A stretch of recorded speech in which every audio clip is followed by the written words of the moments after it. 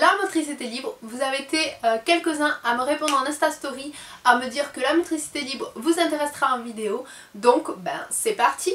On se retrouve pour 10 conseils environ sur la motricité libre pour la favoriser. En préambule, je voulais vous dire que je pratique la motricité libre uniquement avec Noam depuis sa naissance. Naïla, je ne connaissais vraiment pas ce concept, elle était dans un lit parapluie, enfin une sorte de parc entre guillemets. Et voilà, je préfère ce concept là de motricité libre depuis que je m'y intéresse, depuis que je m'y documente, plutôt que de l'enfermer quelque part. Par contre, il faut savoir que par exemple si je veux prendre ma douche, si je fais à manger, je vais ne pas hésiter à le mettre dans une chaise haute, mais ça ne va pas durer longtemps.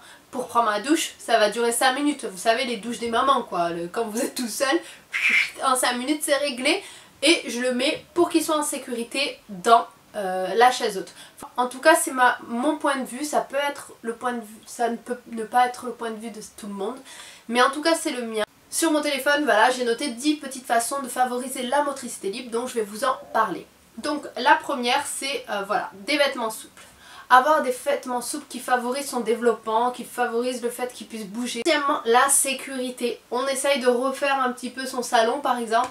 Moi il faut savoir que par exemple j'ai mis des coins de table, donc j'en avais déjà pour Naïla et j'en ai rajouté encore pour Noam parce qu'il bouge encore plus. J'essaye de mettre des choses un peu fragiles en hauteur.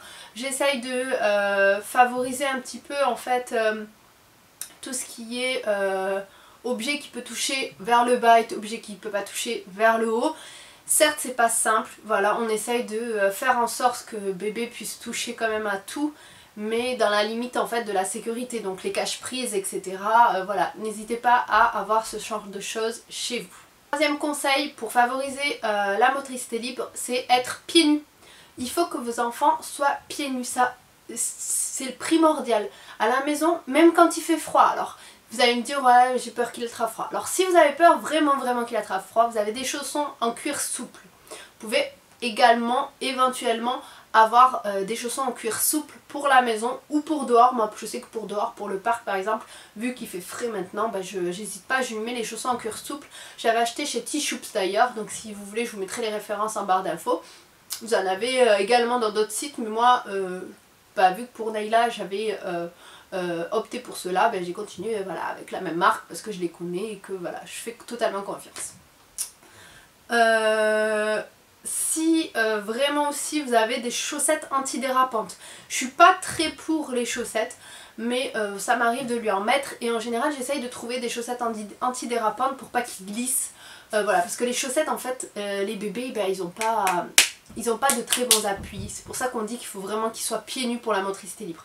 Donc dans la meilleure des solutions c'est il faut qu'ils soient pieds nus. Retenez ça et puis ensuite essayez d'adapter avec des chaussons en cuir souple, des chaussettes antidérapantes, des choses un petit peu dans ce style là, mais vraiment si vous avez la possibilité mettez les pieds nus. Quatrième conseil, il vous faut de l'espace. Alors certes, moi j'ai essayé de refaire un peu mon salon, d'essayer d'agrandir, avoir un petit coin vraiment où il est plein de place pour bouger, mais bon forcément il y a des endroits où on a beau sécuriser mais il y va et il n'a pas le droit de toucher, c'est dangereux pour lui, donc il lui faut de l'espace, donc on n'hésite pas à sortir au parc, tout le temps on sort au parc. Cinquième conseil, il ne faut pas mettre bébé dans une position qu'il ne connaît pas.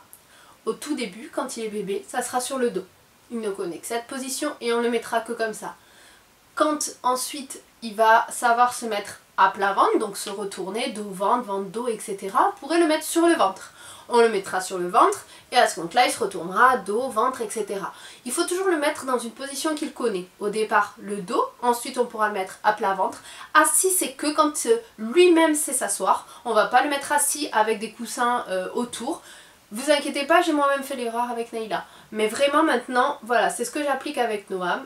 Noam de toute façon maintenant, il fait du dos-ventre, du ventre-dos, il fait du 4 pattes, il ne sait pas ramper, il n'a quasi jamais rampé en fait, ouais, quasi jamais, juste 2 fois je crois, mais maintenant il fait du 4 pattes, il sait se lever avec appui, il ne tient pas debout, donc on ne le tient pas en fait, le truc en fait qu'on dit à chaque fois c'est qu'on ne tient pas l'enfant pour qu'il essaye de marcher, il marchera quand il marchera, voilà, les grosses lignes c'est ça. Sixième chose, n'intervenir qu'en cas de danger. Il faut laisser bébé faire ses propres expériences. Je vous dis pas combien de fois j'ai dû prendre sur moi pour pas tenir mon bébé en fait. Sixième chose, moi j'ai dit en fait qu'il fallait privilégier un tapis de sol, un tapis de gym en fait quand ils sont tout petits. Préférez ça, des tapis d'éveil, hein, c'est très bien, plutôt que les transats, les trotteurs et patins couffins, les parcs. Privilégiez plus ce genre de tapis d'éveil ou tapis de sol, tapis de gym. Moi j'avais celui d'Ikea, je sais pas si c'est le meilleur qui soit, mais moi j'avais celui-ci. Vous en avez plein d'autres, hein, Oxybul, il y en a pas mal. Mais voilà, moi j'ai trouvé que c'était super pour mon bébé. Il pouvait vadrouiller un peu comme il voulait et faire surtout, au départ c'était dos ventre, ventre dos. Maintenant je l'ai enlevé. Il va plus de partout plutôt qu'il reste sur un tapis quoi. C'est plus la peine. Je teste même pas. Au départ, oui, il faut pas lui donner des objets en fait, faut plutôt lui mettre à proximité et qu'il essaye d'aller les chercher en fait, qu'il essaye de les attraper tout seul. C'est un peu comme dans le style où, c'est un peu dans la même façon où il ne faut pas mettre bébé dans la position dans laquelle il ne connaît pas. C'est un peu dans cette idée là en fait, il faut vraiment le laisser faire par lui-même, le laisser être autonome en fait et découvrir les choses par lui-même. Neuvième chose, j'ai mis qu'il fallait changer les jouets pour les stimuler, c'est-à-dire en fait il faut les stimuler mais pas non plus trop, c'est-à-dire que vous allez mettre un certain type d'objet et au bout d'un moment il va s'enlacer.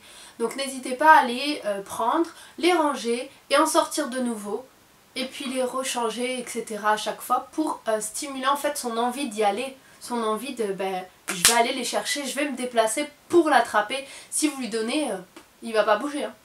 Moi c'est ce que je ferai en tout cas. Et la dixième chose, alors ça a été le plus dur, c'est il faut faire un travail sur soi, il ne faut pas les surprotéger. Ça c'est vraiment dur quand on est maman parce que maman ou papa, peu importe, hein, mais quand c'est vos enfants, c'est dur de les laisser faire par eux-mêmes. Mais voilà, il faut vraiment faire un travail sur soi. Moi ça a été très dur parce que je crois que ma famille me reconnaîtra dans cette vidéo.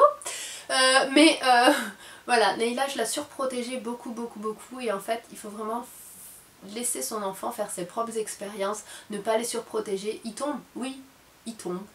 Il faut le laisser se relever. Vous voyez de cette idée là, c'est vraiment dur, mais c'est pour leur bien. Voilà.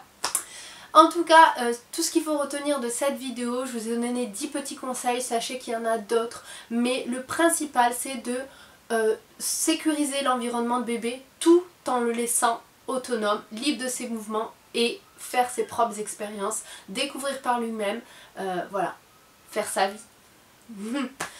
Voilà, j'espère que cette vidéo vous aura plu. En tout cas, moi ça me fait plaisir de partager mes petites expériences avec vous. Je vous dis à très vite pour une prochaine vidéo et surtout, prenez soin de vous. Bisous!